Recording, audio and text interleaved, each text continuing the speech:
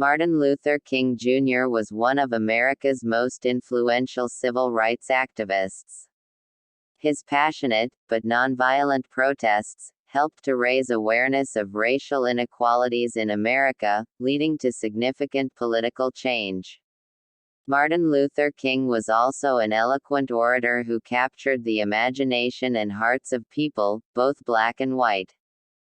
Early life of Martin Luther King. Martin Luther King Jr.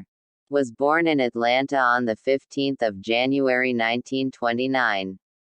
Both his father and grandfather were pastors in an African American Baptist church.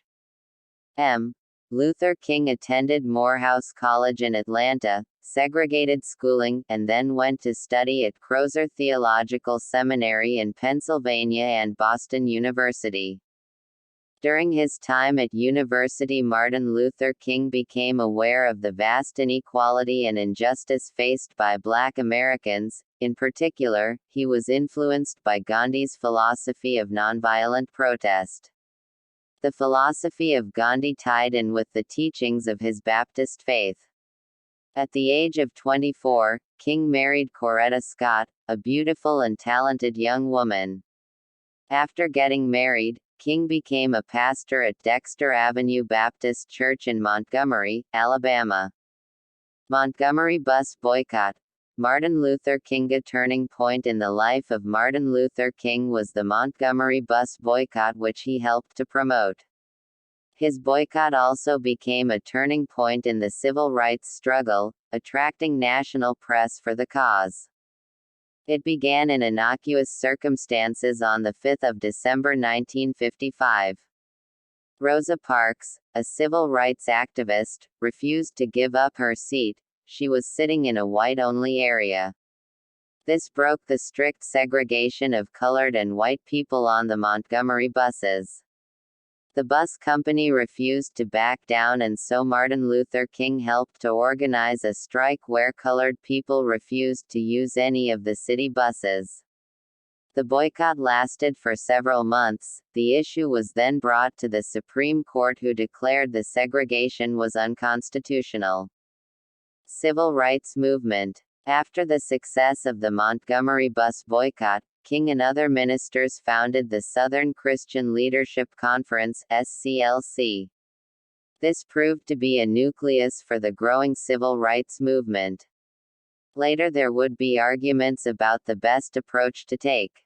In particular, the 1960s saw the rise of the Black Power movement, epitomized by Malcolm X and other black nationalist groups. However, King always remained committed to the ideals of nonviolent struggle. Malcolm X. Martin Luther King and Malcolm X briefly meet in 1964 before going to listen to a Senate debate about civil rights in Washington. Image Wiki Commons. Speeches of Martin Luther King Jr.